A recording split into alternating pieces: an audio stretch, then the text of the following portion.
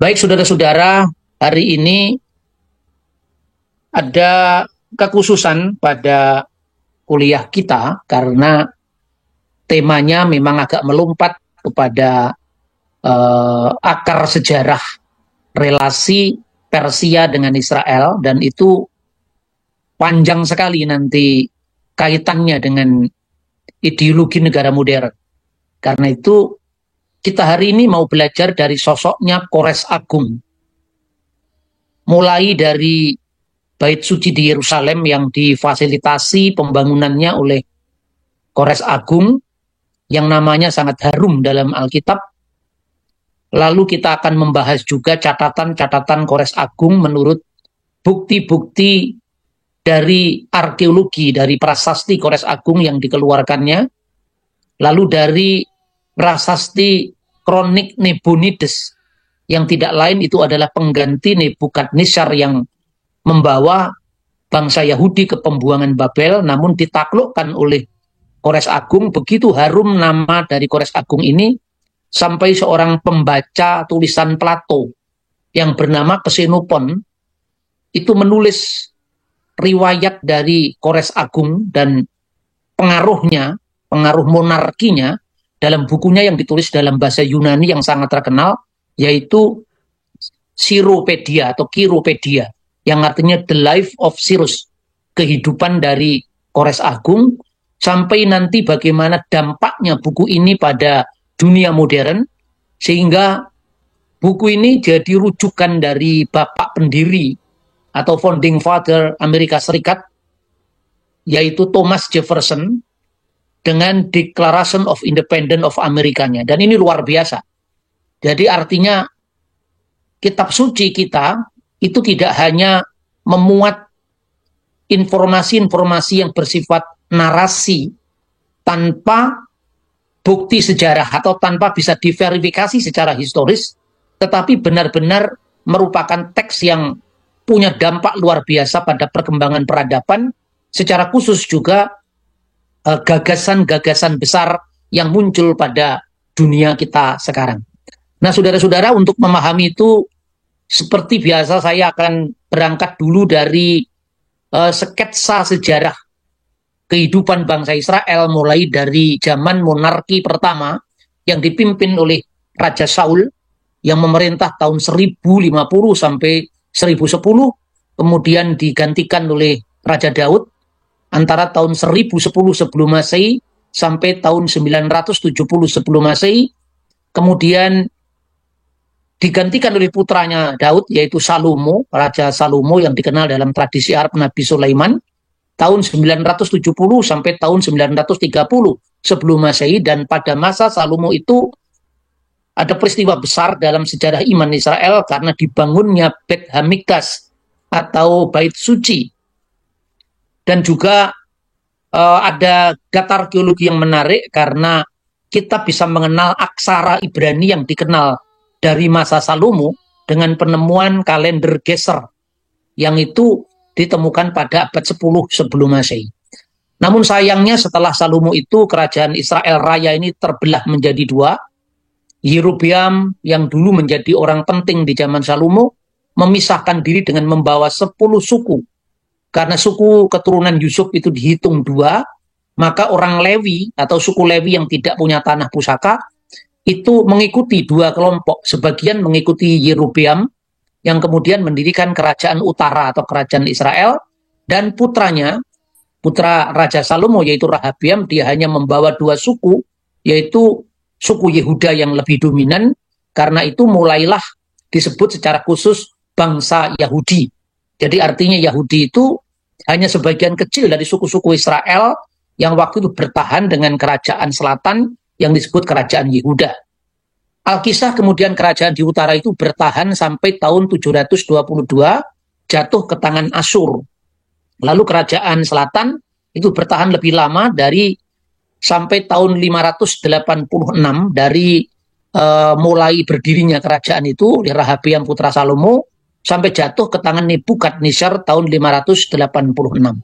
Kedua kerajaan itu berkembang dengan dinamika masing-masing. Yang di utara itu kemudian ketika terjadi pembauran antara orang-orang Israel di wilayah utara dengan 5 suku bangsa yang didatangkan dari Babel, Hamat, Kuta, Awa, dan Seferwaim. Kemudian hasilnya melahirkan kelompok tertentu yang disebut orang-orang Samaria. Dan ini tidak hanya menjadi perpisahan dalam entitas suku bangsa, tetapi juga menjadi sekte keagamaan tersendiri di mana orang Samaria itu hanya mengakui 5 Torat Musa yang disebut sebagai Torah Somron, Torat Samaria, dari kitab Kejadian sampai kitab Ulangan, dan menolak kitab nabi-nabi dan kitab-kitab Ketubim yang diawali dari Mazmur dan seterusnya. Jadi perpisahan antara Samaria, Israel Utara dengan Yehuda itu lebih merupakan selain perpisahan yang bersifat ideologis kebangsaan, tapi juga bersifat keagamaan ketika Kores Agung ketika mengeluarkan kebebasan, dekret kebebasan, setiap suku-suku bangsa atau bangsa yang ditawan oleh Nebukadnezar, penerusnya Nebukadnezar yang bernama Nabonidus itu kemudian ditaklukkannya, dan rakyat ketika itu menyambut Kores Agung dengan damai. Nah, saat itu kemudian dikembalikan ke negaranya masing-masing, termasuk diberikan fasilitas untuk membangun rumah suci atau tempat ibadah bagi agamanya masing-masing. Dan itulah yang disebut sebagai piagam HAM pertama di seluruh dunia. Karena itu Tuhan sangat menghargai jerih payah dari Kores Agung ini, sehingga namanya nanti diabadikan dalam Alkitab, secara khusus dalam kitab Nabi Yesaya. Nah, saudara-saudara, yang mau kita bahas sekarang itu adalah bagaimana pengaruhnya Kores Agung ini menurut catatan kitab suci sampai bukti-bukti arkeologi dan dampak positifnya pada dunia modern. Kita tidak hanya mendasarkan pada catatan Alkitab, ya tentu kalau kita hanya bicara tentang kitab suci, setiap agama punya kitab sucinya masing-masing yang diyakini sebagai wahyu, yang diyakini sebagai firman, tapi tentu bagi orang lain itu bukan firman atau bukan wahyu. Bisa jadi wahyu Sihombing atau wahyu Suhendro. Tetapi kalau sebuah teks kitab suci itu diverifikasi oleh bukti sejarah, maka bukti mana lagi yang mau dilawan sekarang? Karena ini bukan klaim subjektif keyakinan agama, tetapi benar-benar dibuktikan oleh data-data sejarah yang sejaman. Nah, salah satu prasasti yang meneguhkan kebenaran dari informasi tentang pembebasan bangsa tawanan Babel, itu kemudian dikeluarkan yang namanya prasasti Silinder Kores Agung. Jadi ini sumber sejarah primer karena Raja Kores sendiri yang mengeluarkan prasasti ini, ditulis dalam huruf-huruf paku yang bisa saya tampilkan di sini dengan bacaan teks aslinya, dan Anda bisa kaitkan bagaimana dengan kesaksian dari kitab Ezra, misalnya di dalam Ezra pasal 1 ayat 2. Beginilah perintah Kores, Raja Persia. Segala kerajaan di bumi telah dikaruniakan kepadaku oleh Tuhan, Allah semesta langit. Ia menegaskan aku untuk mendirikan rumah baginya di Yerusalem yang terletak di Yehuda. Sekarang bandingkan dengan baris ke-32 dari prasasti Silinder Kores Agung. Artinya, para ilah yang tinggal di dalamnya. Ungkapan ini disebut dalam bahasa Kores Agung adalah ilahi, es-si'ib, ya, ilahi. Jadi memang ini bahasa yang serumpun. Jadi diterjemahkan ilah-ilah atau dewa-dewa. Artinya sembahan secara umum, menurut agama masing-masing. Yang tinggal di dalamnya katanya, dan yang membuat tempat perlindungan yang tetap bagi mereka. Saya, Kores Agung, mengumumkan semua penduduk dari kalangan mereka dan mengembalikan mereka ke pemukiman mereka masing-masing. Ini bunyi dari prasasti Kores Agung baris ke-32. Nah, saudara-saudara, Kores itu, ya disebut dalam bahasa Latin Cyrus, itu memerintah tahun 576 sebelum Masehi sampai tahun 530 sebelum Masehi. Dia seorang raja Persia yang sekarang ini disebut Iran, ya, raja Persia yang agung, disebut Persia dalam Alkitab itu pada masa lalu disebut Persia, kemudian ketika negeri itu dikuasai oleh kekuasaan asing silih berganti menjadi Madhya Parthia, lalu menjadi kekaisaran Persia di zaman modern setelah Perang Dunia Pertama, lalu tahun 1935 mulai mereka suka menggunakan istilah Iran. Jadi Iran itu artinya tanah kaum Aryan. Jadi ini ada kaitannya dengan orang-orang Indo-Eropa, juga ada kaitannya dengan ras Arya di India yang berhubungan dengan suku-suku Dravida. Ini sesungguhnya merupakan sejarah peradaban yang sangat kompleks. Hanya biasanya berbicara tentang Iran, India itu hanya dibatasi pada lokalitas persoalan di situ. Padahal sebetulnya kalau itu bisa ditarik kepada skema yang lebih luas, bagaimana hubungannya dengan orang Ibrani atau orang-orang Timur Tengah, itu akan lebih menarik ya. Saudara-saudara, kalau Irak itu termasuk bangsa Mesopotamia atau disebut Asyur dalam Alkitab. Ya, seorang raja Persia yang agung, itulah Kores Agung, disebut 23 kali dalam Alkitab. Digambarkan pernah mengalahkan kerajaan Babel dan mengeluarkan kebijakan kebebasan beragama, bahkan oleh karena kebaikan hatinya, dia telah memfasilitasi bangsa Israel untuk membangun kembali bait suci di Yerusalem. Sebelum kelahirannya Kores sudah dinubuatkan. Ini kalau dalam konteks pemikiran orang Yahudi, misalnya di dalam Yesaya pasal 44 ayat 28, lalu pasal 45 mulai ayat 1 dan seterusnya. Para kritikus Alkitab pernah menyangka bahwa deskripsi kitab suci tentang Kores Agung yang membebaskan bangsa Yahudi dari pembuangan Babel itu adalah mitos belaka. Namun sekarang telah dibuktikan dengan penemuan silinder Kores Agung ternyata meneguhkan kebenaran kisah dalam kitab suci. Lalu saya bandingkan misalnya dengan baris ke-19 dari prasasti silinder Kores Agung.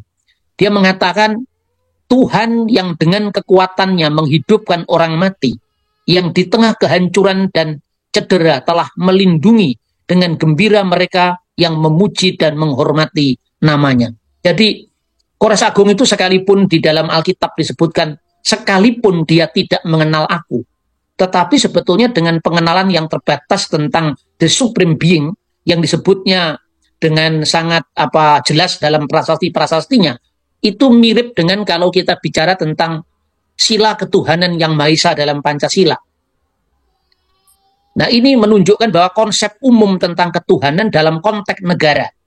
Dan orang tentu boleh bertanya secara teologis, apakah Kores Agung seorang monoteis? Nah, pertanyaan semacam ini sebetulnya pertanyaan yang menganggap Kores Agung itu harus dilihat dari aspek teologi saja. Padahal sebetulnya kalau kita lihat dalam konteks piagam HAM misalnya, hak asasi manusia, ini tidak peduli apakah kita memiliki konsep Tuhan itu sama atau tidak. Yang penting adalah bagaimana setiap agama yang percaya kepada Tuhan itu merayakan perbedaan itu, memberikan ruang-ruang khusus kepada perbedaan, namun tidak saling meniadakan. Dan itulah sebabnya kenapa Tuhan, Yahweh, yang disebut Elohimnya Israel, itu sangat menghormati atau sangat menghargai, ya bukan menghormati, menghargai dari prestasi toleransi yang dilakukan oleh Raja Kores atau Kaisar Kores Agung ini. Nah, saudara-saudara, menurut beberapa ahli, dokumen ini atau dokumen prasasti ini mengonfirmasi secara Alkitab. Namun di situ Kores Agung tidak menyebut nama Elohim, Allah Israel, atau menyebut Yahweh, tentu tidak, karena bahasanya berbeda, cara pandang dan perspektif teologisnya juga berbeda. Tetapi di situ ada ilah besar yang disebut dalam bahasa lokal di sana Marduk. Itu diasimilasikan dengan Yahweh. Alkitab menampilkan Kores sebagai alatnya Yahweh, alatnya Tuhan, yang telah memberinya kekuatan untuk menegakkan kerajaan dan niat baiknya untuk membebaskan tawanan Yahudi dan membuat bantuan yang luar biasa untuk membangun kembali Beit Hamikdash di Yerusalem. Prasasti silinder Kores Agung pada baris ke-13 itu disebutkan para ilah yang tinggal di sana, saya kembalikan ke rumah mereka. Jadi artinya agama-agama itu diberi kebebasan, jadi bukan hanya bangsa Israel, tapi seluruh tawanan Nebukadnezar di Babel itu dikembalikan ke negerinya masing-masing dan membiarkan mereka pindah ke tempat tinggal yang kekal. Artinya sesuai dengan kepercayaan keabadian dalam setiap agama itu. Semua umatnya, dari umat agama-agama itu, ilah-ilah itu, saya kumpulkan dan saya bawa mereka kembali ke negeri mereka. Teks ini jelas mengkonfirmasikan pembebasan tawanan Babel, termasuk orang Yahudi. Meskipun harus dicatat, dokumen ini tidak menyebut nama Allah Israel, sebagaimana yang disebutkan dalam Esra pasal 1 ayat 2. Kores memilih untuk menunjukkan bahwa raja penakluk Babel dari Persia itu memiliki satu Tuhan yang kuat di sisinya, yang disebutnya Marduk. Masalahnya, apakah Kores benar-benar menyembah Marduk? Lah ini yang menjadi masalah.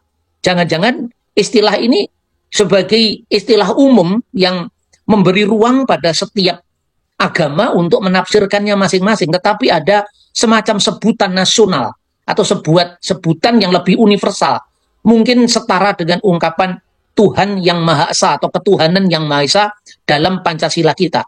Jadi tampaknya prasasti ini hanya merupakan bahasa politis seorang penakluk agung sebagai legitimasi untuk mengambil hati rakyat Babel yang saat itu menyembah ilah yang disebut Marduk, lalu versus dengan Nabonidus yang waktu itu menyembah Tuhan yang disebut Sin, yaitu Dewa Bulan. Jadi saya menafsirkan ini sebuah bahasa politik untuk membuat pertama, dia mengambil hati rakyat Babel yang menyebut Supreme Being, the Supreme Being itu sebagai Marduk, Dewa Agung atau Ilah Agung, sementara Nabonidus, pengganti Nebukadnezar itu menyembah Dewa Bulan. Jadi artinya dia mengambil hati masyarakat Persia yang face to face dihadapkan dengan penakluknya, yaitu Nabonidus yang adalah penerus Nebukadnezar, yang di satu pihak adalah menyembah Sin yang disebut Dewa Bulan. Nah ini kira-kira saudara-saudara pembacaan kita yang sangat penting pada prasasti Kores Agung. Jadi kadang-kadang orang bertanya, padahal yang melantik Kores Agung menjadi raja itu bukanlah Yahweh Allah Israel, tetapi Marduk Dewa Babel. Itu terjawab sekarang. Penyembahan terhadap Marduk raja para ilah telah diubahnya menjadi kekejian. Ini prasasti yang disebut sebagai semacam penilaian tentang kesalahan Nabonidus menurut prasasti Kores Agung ini. Nabonidus itu raja yang ditaklukkannya yang adalah pengganti Nebukadnezar. Kira-kira seperti ini logikanya, penyembahan terhadap Marduk, raja para ilah, dalam bahasa politik yang dipakai oleh Kores Agung telah diubahnya menjadi kekejian. Setiap hari digunakannya untuk berbuat jahat terhadap kotanya. Karena keluhan mereka, raja para ilah menjadi sangat murka. Ia memandang dan meneliti semua negeri, mencari penguasa yang benar. Kemudian Marduk mengumumkan nama Kores dan menetapkannya menjadi raja di seluruh dunia. Jadi ini semacam bahasa legitimasi. Bangsa Persia waktu itu memiliki istilah untuk the Supreme Being, Tuhan yang Maha Kuasa, ya, itu dikenalnya sebagai Marduk. Sebagai orang asing, tentu Raja Kores ini harus menggunakan bahasa politik yang digunakan oleh orang Persia saat itu, yaitu Marduk, dan dia mengatakan, lihat, Tuhan sembahan yang agung itu telah muak dengan perbuatan dari raja penindas yang disebut Nabonidus, penerusnya Nebukadnezar itu. Lalu Marduk yang agung itu melayangkan matanya melihat di seluruh dunia, siapakah raja penguasa yang benar yang bisa memimpin yang benar dari negeri Persia ini. Maka Marduk itu akhirnya mengumumkan Kores Agunglah yang menetapkannya menjadi raja di seluruh dunia. Jadi begini saudara-saudara, kita berlogika secara teologi itu berbeda dengan berlogika secara ilmu agama-agama. Jadi kalau kita berlogika secara teologi itu hitam putih. Tapi karena ini wilayah ilmu agama-agama, tentu kita harus memahami agama orang lain dalam perspektif yang mereka sendiri, bukan perspektif kita. Dan Tuhan sendiri mencontohkan ini. Tidak mengurangi jasa, kebaikan, toleransi dari Kores Agung. Tuhan memuji perbuatan-perbuatan menegakkan keadilan, hak-hak asasi manusia yang dilakukan oleh Kores Agung, meskipun Tuhan sendiri memberi catatan, meskipun dia tidak mengenal aku. Jadi artinya simpati, empati kita terhadap kelompok yang berbeda, agama lain yang berbeda, itu harus tetap ada, sekalipun itu adalah wilayah yang orang Kristen menyebut wilayah evangelisasi. Jadi apa yang mereka kenal lewat wahyu umum, kalau istilah teologi Kristen, general revelation, itu mesti disempurnakan dengan wahyu khusus. Tapi itu kan wilayah misi, itu wilayah teologi. Dalam wilayah kebangsaan, kita tidak bisa memaksakan perspektif kita kepada orang lain. Dan itulah makna toleransi beragama. Lalu saudara-saudara, lebih lanjut kita bisa membandingkan antara bunyi prasasti Kores Agung dengan ayat-ayat Alkitab. Misalnya, ini yang saya kutip dari kitab Nabi uh, Yesaya ya, pasal 45 ayat 1. Demikian firman Tuhan, firman Yahweh. Inilah firmanku kepada orang yang kuurapi, kepada Kores. Jadi koh amar adunai lemesiho le Kores. Bayangkan, Kores Agung itu disebut limesiho, yang diurapinya. Dan kata Mesiho itu juga menjadi kata Hamasiah. Jadi ini menjadi bukti bahwa sebenarnya istilah Mesiah itu bisa bermakna umum, yaitu penguasa-penguasa politik yang adil, tapi juga bisa bermakna khusus Mesiah eskatologi yang akan datang pada akhir zaman, ya, yaitu yang kita kenal dengan Yesua HaMasiah, Yesus Kristus. Ini mirip dengan pengharapan-pengharapan mesianik dalam seluruh bangsa. Misalnya mulai dari ramalan Joyoboyo dalam masyarakat Jawa, itu ada Mesias, ya, Ratu Adil. Ratu Adil itu sifatnya politis. Setiap zaman dia akan muncul menegakkan keadilan, membawa kesejahteraan bagi bangsanya. Tetapi ramalan Joyoboyo tentu saya tidak artinya menyamakan Alkitab dengan ramalan, tidak. Tapi artinya ini perbandingan. Tapi tetap di situ diharapkan tentang Mesias yang akan datang, Ratu Adil yang akan datang pada akhir zaman, yang akhirnya dikenal dengan Isa Al-Masih atau Yesus Kristus. Dan karena pengharapan seperti itulah, maka Kiai Tunggul Wulung yang dulunya itu adalah pengikut dari Pangeran Diponegoro dalam Perang Jawa, akhirnya bertapa di Gunung Kelut untuk mencari Ratu Adil yang sebenarnya, dan akhirnya Ratu Adil secara politik itu dikalahkan oleh Belanda, yaitu Diponegoro, tetapi dia menemukan Ratu Adil yang hakiki, yaitu Mesias yang disebut dengan Yesus Kristus. Seperti itu pula sebetulnya gambaran-gambaran yang mirip dalam panggung sejarah dunia. Jadi bayangkan sekarang Kores Agung dihargai oleh Tuhan sebagai yang diurapi kepada orang yang kuurapi, yaitu Kores, yang tangan kanannya kupegang. Jadinya penyertaan Tuhan selalu beserta dengan dia. Tangan kanannya kupegang, supaya aku menundukkan bangsa-bangsa di depannya. Jadi artinya Kores Agung dipakai Tuhan untuk lirat lapanaf goyim, untuk menaklukkan bangsa-bangsa di depannya. Lalu yang memanggil engkau dengan namamu, ya, Hakore Besimcha, yang menyebut memanggil engkau dengan namamu. Coba bandingkan teks dari Nabi Yesaya ini dengan prasasti Kores Agung. Marduk, Tuhan yang Maha Agung, yang memeriksa dan melihat semua bangsa, mencari di mana-mana raja yang benar, disebut Malki Isaru. Dan kata Malki ini sama dengan bahasa Ibrani Melek, ya, sesuai dengan keinginan hatinya. Bibil Libisa, dan dia genggam dengan tangannya.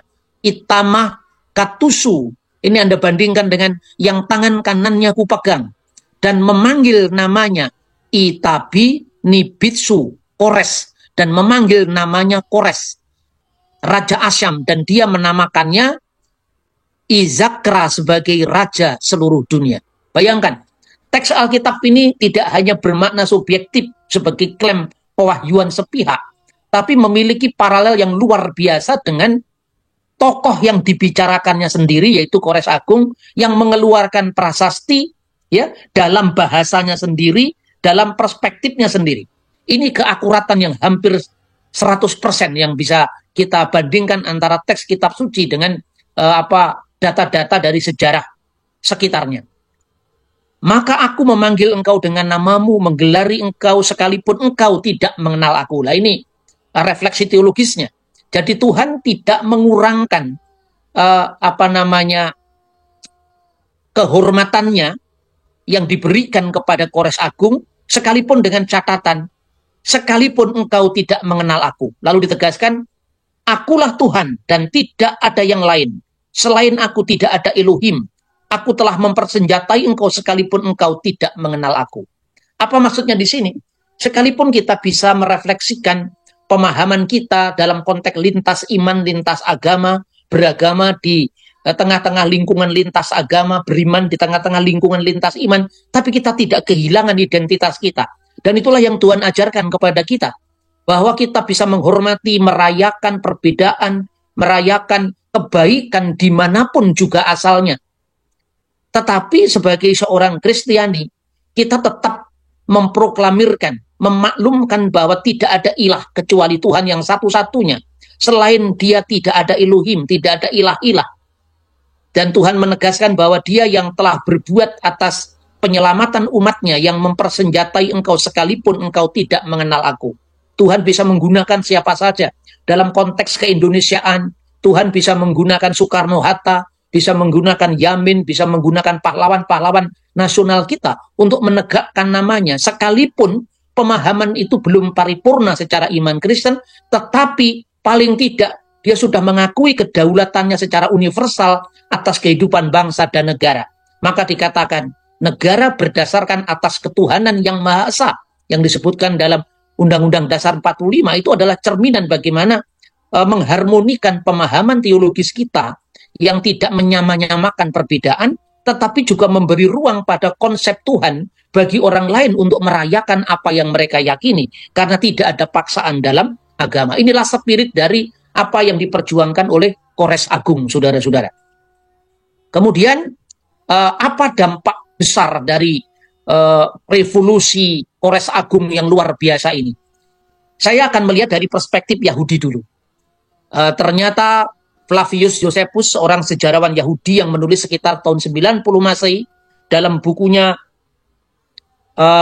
Sejarah Kuno Bangsa Yahudi, buku yang ke-11 ya, bab 2, buku yang ke-11 bab 2. Dia menulis demikian. Hal ini diketahui Kores dengan membaca buku yang ditinggalkan Yesaya dari nubuatnya. Jadi menurut Josephus, Kores Agung ini membaca buku Nabi Yesaya. Apakah penjelasannya tentu kita tidak tahu lebih banyak, tapi yang jelas bahwa diandaikan pada saat Kores itu berkuasa karena dia menjelajah kemana-mana, ya bisa jadi dia pernah mendengar nubuat Nabi Yesaya. Karena Nabi ini berkata bahwa Allah telah berbicara demikian kepadanya dalam suatu penglihatan rahasia. Kehendakku bahwa Kores yang telah aku tunjuk menjadi raja atas banyak bangsa-bangsa besar, mengirim kembali umatku ke negeri mereka sendiri dan membangun bait suciku. Hal ini dinubuatkan oleh Yesaya 140 tahun sebelum bait suci dihancurkan. Oleh karena itu ketika Kores membaca ini dan mengagumi kekuatan ilahi, keinginannya yang sungguh-sungguh dan ambisi menguasainya memenuhi apa yang sudah ditulis. Jadi ia memanggil orang-orang Yahudi yang paling terkemuka di Babel dan berkata kepada mereka bahwa dia memberi mereka kesempatan untuk kembali ke negeri mereka dan membangun kembali kota mereka, yaitu kota Yerusalem. Jadi ini tulisan dari Flavius Josephus, seorang ahli sejarah Yahudi di abad pertama. Nah, saudara-saudara, sekarang kita bisa membaca bagaimana kemenangan Kores Agung di mata lawannya, yaitu raja yang ditaklukkannya. Ini disebutkan dalam prasasti Kronik Nabonides yang dikeluarkan tahun 540 sebelum Masehi. Di sana digambarkan bahwa Raja Nabonidus yang dikalahkan oleh Kores juga disebut dalam prasasti Silinder Nabonidus yang dipilih oleh Marduk untuk mengembalikan perdamaian dan tata tertib di Babel. Rakyat Babel menyambut Kores sebagai raja mereka yang baru secara damai, sehingga raja asal Persia ini memasuki ibu kota disambut dengan damai tanpa perlawanan. Disebutkan juga doa kepada Marduk untuk melindungi Kores dan putranya Kambesis. Dalam prasasti ini didaftarkan usaha-usaha Kores untuk kemakmuran rakyat Babel, mengembalikan orang-orang buangan dan membangun kembali rumah-rumah ibadah bagi ilahnya masing-masing di seluruh tanah Mesopotamia dan wilayah kekuasaannya termasuk Israel. Dan diakhiri dengan deskripsi Kores Agung yang memperbaiki tembok kota Babel dan menemukan prasasti yang ditulis oleh raja sebelumnya. Jadi ini kira-kira apa isi dari prasasti Kronik Nabonidus. Lalu penaklukan Babel oleh Kores Agung dalam prasasti Nabonidus ini selanjutnya lebih ditekankan lagi. Pada tahun ke-17 atau tahun terakhir dari Nabonidus, yaitu kira-kira tahun 539 sebelum Masehi. Dan tahun inilah mulai pembebasan bangsa-bangsa dari cengkeraman penerus Nebukadnezar ini, memuat penyerangan dan kemenangan Kores atas Babel. Lalu perayaan tahun baru Akitu dicatat, menunjukkan bahwa Nabonidus sudah kembali ke Babel. Disebutkan juga bahwa pada waktu Kores menguasai Babel, dewa-dewa dari berbagai kota lain memasuki Babel, yang agaknya untuk menunjukkan Nabonidus mengumumkan patung-patung berbagai dewa agar tidak direbut oleh tentara Persia, yaitu tentaranya Kores. Diuraikan dengan jelas dalam perang di Opis ketika tentara Persia menghancurkan tentara Nabonidus, membantai tentara Babel yang melarikan diri dan merampas banyak jarahan di tempat itu. Jatuhnya kota Zipar dan ibu kota Babel tanpa banyak kesulitan. Kores disambut dengan gembira oleh penduduk kota tanpa perlawanan dan ditetapkannya para gubernur baru. Lalu dewa-dewa yang dibawa ke kota Babel artinya agama-agama yang waktu itu membawa simbol-simbolnya masing-masing. Jadi kalau bangsa-bangsa pagan membawa ilahnya masing-masing, tentu mungkin bangsa Yahudi membawa peralatan-peralatan bait suci yang masih bisa dilestarikan. Ya, ketika kota itu dijarah oleh Nebukadnezar, itu bisa dipahami seperti itu. Lalu dikembalikan lagi ke kota-kota asalnya atas perintah dari Kores Agung. Saudara-saudara, itu dari catatan yang bisa kita lihat dari sumber primernya langsung. Nah, sekarang pertanyaannya, apakah sesungguhnya agama Kores Agung itu? Tentu pertanyaan semacam ini pertanyaan orang modern. Karena orang modern itu memahami zaman dulu dari pemikiran dia. Jadi kalau sekarang sudah ada identitas agama di KTP pemerintah Indonesia, maka dipahami bangsa lain juga ketika punya identitas card dari negara itu, lalu agamanya apa? Padahal di setiap agama ada kolom KTP yang mencantumkan agama, kan tidak seperti itu. Lah kalau antar bangsa saja sudah berbeda, lah apalagi kemudian menggambarkan lalu apa agamanya Kores Agung, itu pertanyaan yang tidak relevan. Jadi artinya itu sama dengan orang mengatakan bahwa agamanya Nabi Ibrahim itu Islam, agamanya Nabi-Nabi itu semuanya Islam. Itu pertanyaan yang tidak masuk akal. Karena apa? Karena gampang aja, tunjukkan satu prasasti satu saja bahwa ada agama yang namanya Islam di zaman Abraham, ada agama yang namanya Islam di zaman Raja Daud. Tentu tidak ada. Kalau tidak ada berarti bukan. Nah, Islam sendiri kan muncul setelah abad ke-7. Bagaimana mungkin nabi-nabi beragama Islam? Kan seperti itu. Jadi pertanyaan-pertanyaan yang kadang-kadang membutakan sejarah, tidak bisa membedakan aspek historis dan aspek normatif. Normatif itu kan perilaku, ya. Misalnya Islam itu diartikan berserah diri, tentu tidak sama dengan Islam di KTP, kan, seperti itu. Kemudian apa kira-kira agama Kores Agung? Yang jelas bahwa Alkitab hanya mengatakan dia diurapi oleh Tuhan. Meskipun Kores Agung menyebut Marduk sebagai dewa resmi dalam prasastinya, namun ia mengakui setiap bangsa memiliki ilahnya masing-masing. Bahkan semua agama difasilitasi. Ada nama-nama ilahi yang dibuktikan, yang diterapkan untuk Marduk, yaitu sebutan dewa nasional bagi orang Persia. Sin adalah dewa-dewa dalam kehidupan orang Babel. Itu ada istilah-istilah yang bahasa serumpun, misalnya itu diterapkan untuk semua konsep agama. Ya itu mirip kalau sekarang orang Islam, orang Hindu, orang Buddha, orang Kristen menyebut semoga Tuhan yang Maha Kuasa melindungi bangsa kita. Tentu tidak bertanya yang Maha Kuasa itu Siwa atau Bapa di surga atau Allah Subhanahu wa taala. Itu kan tidak relevan pertanyaan semacam itu. Tapi yang jelas ketika dia menguraikan Tuhan itu Maha Kuasa, Maha mendengar, Gusti itu ora sare katanya Ahok, itu kan tidak berarti bahwa itu bicara tentang Alkitabnya apa, disebutkan di mana, kan tidak seperti itu. Tapi itu pemahaman yang sifatnya universal. Dalam konteks itu pula kita bisa membaca dalam prasasti Kores Agung itu misalnya ungkapan Belu Rabu, Tuhan yang agung. Jadi kata Rabu yang besar, yang agung dilestarikan dalam bahasa Ibrani misalnya Rabba, Bereshit Rabba, yaitu kitab kejadian yang agung misalnya. Kemudian Sar Ilani, yaitu raja para ilah. Bukankah dalam kitab Nabi Yesaya kata Sar juga dipakai? Sar Salum, raja damai. Bel Beli, Tuhan atas segala tuan. Ini tidak ada paralelnya dengan bahasa Ibrani. Kemudian Sar Sarani, raja atas segala raja. Itu bisa berhubungan dengan bahasa Ibrani misalnya Sar Salum. Bel Ilani. Nah, Ilani itu bisa identik dengan atau paralel dengan kata Elohim atau Ilahin dalam bahasa Aram. Sar Ilani, Sasame Setim, raja ilahi. Sar Ilani itu identik dengan kata Sar dalam bahasa Ibrani. Ilani itu adalah El Elohim. Sasame Setim itu adalah Semayim Ve'aret, langit dan bumi. Lalu Nur Teniseti, terang atas manusia. Nur itu masih terpelihara dalam bahasa Arab Nur, dalam bahasa Aramaik Nukhra, dalam bahasa Ibrani Ur misalnya, karena itu bahasa-bahasa yang serumpun. Dalam prasasti silinder Kores Agung baris 19 dipergunakan gelar ilahi Belu, Tuhan, yang merujuk ketuhanan secara umum. Bisa kepada Marduk, bisa kepada Sin, bisa pada konsep Yahweh Allah Israel, dapat juga diterapkan secara umum tadi. Ini lazim karena keserumpunan bahasa. Seperti misalnya istilah bahasa Akadia, bahasa Akad, yaitu Ilu Sadu, yang kemudian paralel dengan bahasa Ibrani El Sadai. Dan El Sadai itulah yang disebut oleh Abraham. Sementara Abraham berasal dari Ur, dan di Ur bahasa Akadia yang berlaku Ilu Sadu, lalu menjadi bahasa Ibrani El Sadai yang diterapkan bagi Yahweh. Misalnya dalam Keluaran pasal 6 ayat 2. Jadi ini kira-kira dalam kita memahami teks-teks kuno tentu tidak dalam perspektif teologi dengan segala macam keterbatasan perspektifnya, hanya kita lihat dari agama kita sendiri. Lalu bandingkan lagi sekarang prasasti Kores Agung pada baris 19 tadi, Tuhan dengan kekuatannya yang menghidupkan orang mati, ya, yang di tengah gancuran dan cedera telah melindungi, dengan gembira memuji dan menghormati namanya.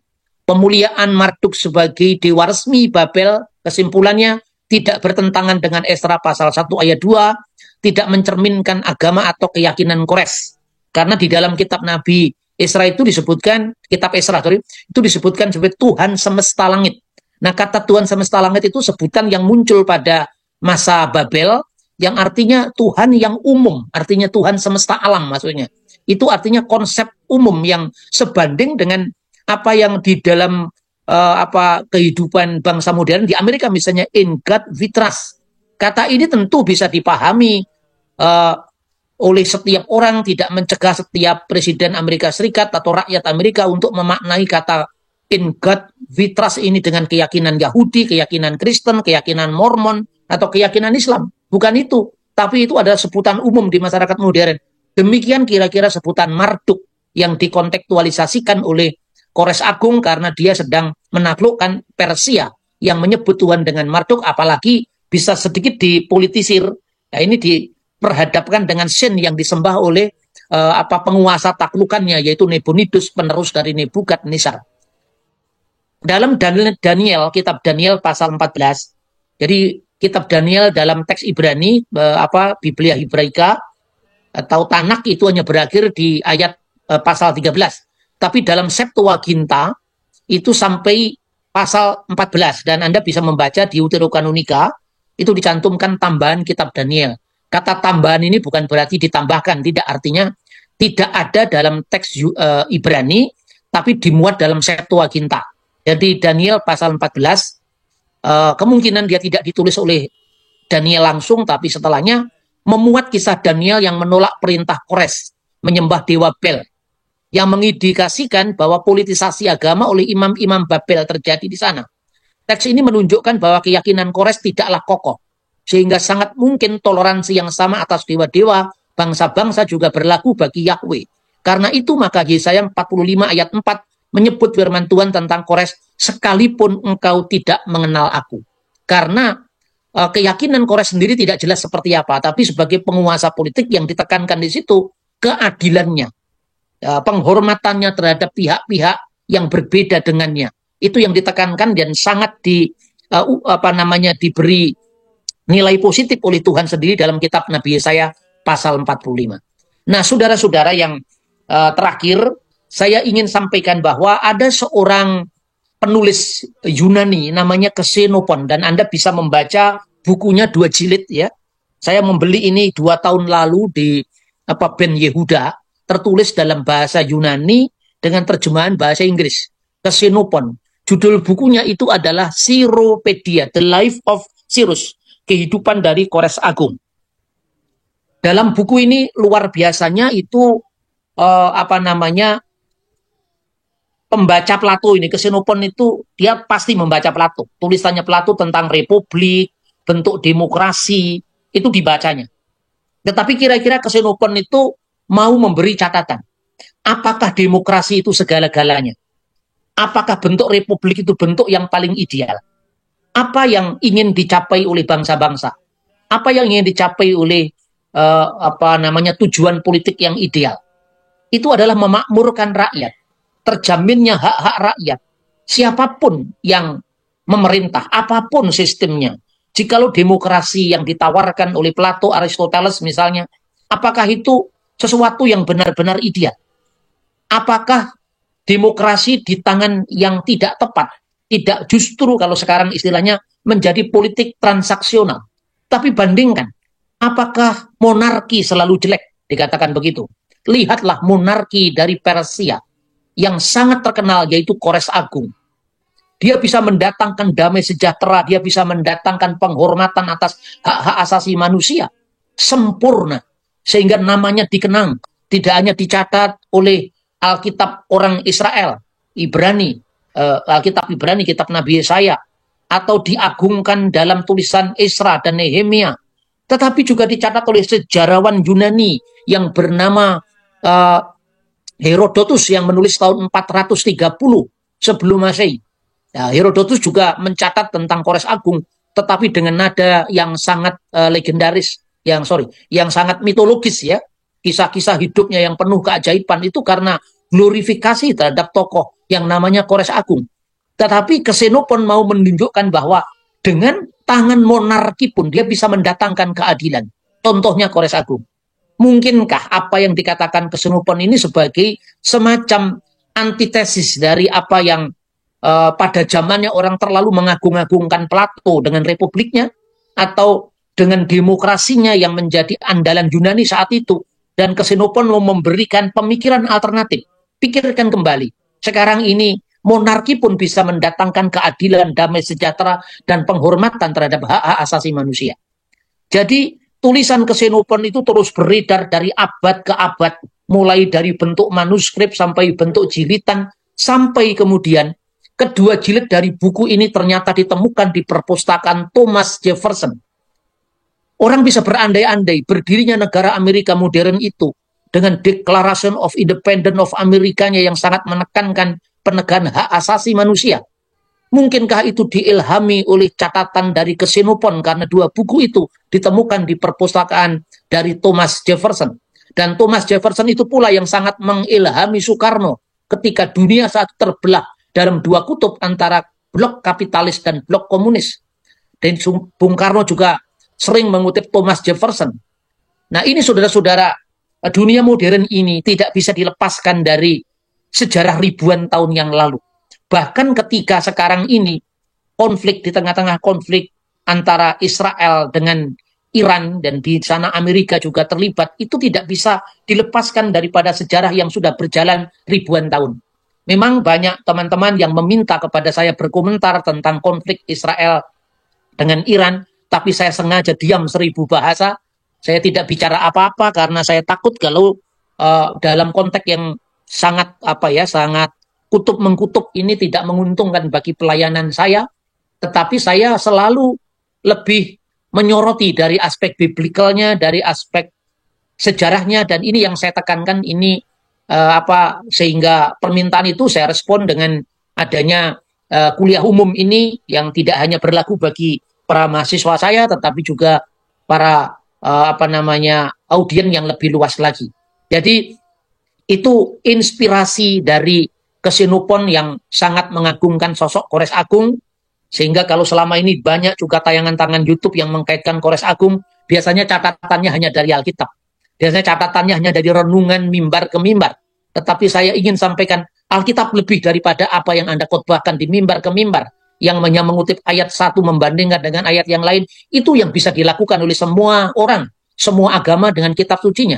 Tapi ketika saya sampaikan dengan jangkauan yang lebih luas, referensi yang lebih mendalam, kita ingin menarik akar sejarah yang lebih panjang tentang sosok Kores Agung, kenapa Tuhan sangat memberi poin yang positif kepada Kores sekalipun dengan catatan, sekalipun dia tidak mengenal aku. Dan ini saudara-saudara, makanya ketika ini menarik ya, kalau kita bandingkan dengan sejarah Iran modern. Sebetulnya Iran itu dulu namanya Persia. Kalau di dalam prasasti-prasasti yang dikenal misalnya prasasti Darius Agung, itu tidak dilepaskan dari bangsa yang namanya bangsa Saka, yaitu keserumpunannya dengan India. Maka istilah Hindu atau Hidu dalam Alkitab, kitab Ester cuma muncul satu kali, yaitu Hodu dalam bahasa Ibrani, itu merujuk kepada tanah Hindu. Dalam prasasti Darius Agung itu disebutkan Hidusaka Hauma Wargasaka. Hidusaka itu merujuk kepada tanah Hindu yang menetap, yaitu India. Hauma Wargasaka itu lebih merujuk kepada orang-orang Persia di tanah rantau dari perspektif penulis prasasti itu. Jadi itu ada istilah Hindu atau Hodu atau Hidu pada abad kelima sebelum Masehi. Makanya selalu saya bandingkan, kalau agamanya nabi-nabi itu Islam, ada nggak kira-kira satu prasasti saja pada zaman Raja Daud, Raja Salomo, atau Raja apa namanya nabi-nabi yang tertulis dalam kitab-kitab itu yang satu prasasti ada agama namanya Islam. Tentu tidak ada, berarti Islam belum ada pada masa itu. Tapi kalau disebut sebagai Islam dalam pengertian berserah diri, ya setiap orang berserah diri, ya masa harus disebut Islam. Bahasanya kaum kebatinan, ada kelompok Sumarah yang didirikan di Jogja, masa itu paguyuban Sumarah itu sama dengan agamanya Abraham yang juga berserah sampai menyerahkan putranya, kan tidak. Ini soal-soal normatif, bukan soal-soal historis. Nah, itu saudara-saudara. Dan terakhir pada tahun 1948 itu dipergumulkan tentang apa yang disebut The Universal Declaration of Human Rights, jadi piagam hak-hak asasi manusia, yaitu ketika banyak negara-negara berkumpul pada waktu itu untuk menentukan tentang nilai-nilai kebebasan beragama secara khusus, yaitu sehingga munculnya pasal atau artikel ke-18 dari piagam HAM itu. Yang menarik, ya pada waktu itu sebetulnya rumusan dari piagam HAM itu kalau diterjemahkan dalam bahasa Indonesia kira-kira seperti ini. Setiap orang berhak atas kebebasan pikiran, hati nurani, dan agama. Dalam hal ini termasuk kebebasan berganti agama atau belief kepercayaan. Dengan kebebasan untuk menyatakan agama dan kepercayaannya dengan cara mengajarkannya, melakukannya, beribadat, dan mentaatinya, baik sendiri maupun bersama-sama dengan orang lain di muka umum maupun sendiri-sendiri.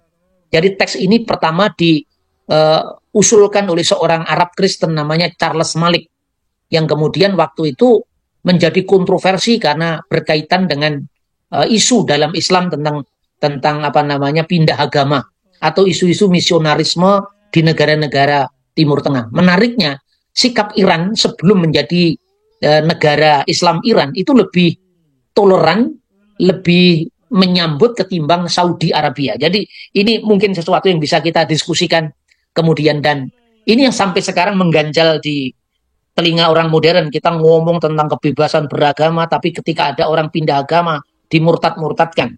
Tetapi kalau agamanya sendiri diprotek sedemikian rupa, ini tentu tidak fair. Sesuatu yang sudah dirintis oleh Kores Agung yang dianggap kafir, yang dianggap imannya tidak jelas, itu ternyata jauh lebih maju ketimbang orang-orang modern yang pintar mengutip ayat tapi tidak bisa memberi ruang pada kebebasan orang lain sebagaimana dia menuntut kebebasan itu sendiri. Ya demikian kira-kira saudara-saudara gaung dari kebebasan beragama yang disampaikan oleh Kores Agung abad kelima sebelum Masehi, masih menjadi tema yang relevan sampai hari ini. Kiranya apa yang kita sampaikan dalam kuliah umum ini menjadi beban pergulatan kita di dalam menentukan langkah kita. Di satu pihak, kita tidak kehilangan identitas kita masing-masing sebagai seorang beragama. Yang Islam, silakan dengan agamanya, yang Hindu, Buddha, Kristen, tapi tidak usah kita mengusik orang lain. Kalaupun saya berbicara tentang yang lain yang lebih sensitif, itu hanya karena reaksi, bukan karena aksi.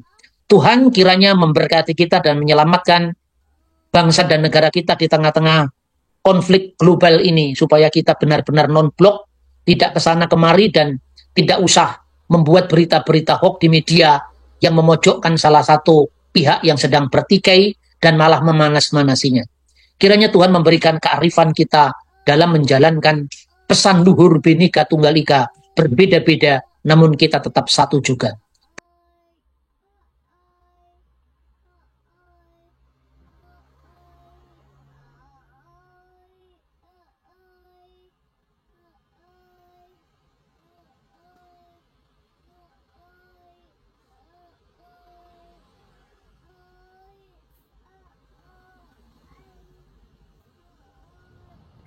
Ya, Bapak Ibu Saudara yang dikasihi Tuhan, demikian kuliah gratis dari Bapak Dr. Bambang Nursena. Semoga menambah iman dan wawasan kita. Tuhan Yesus memberkati dan sampai jumpa di video berikutnya. Shalom.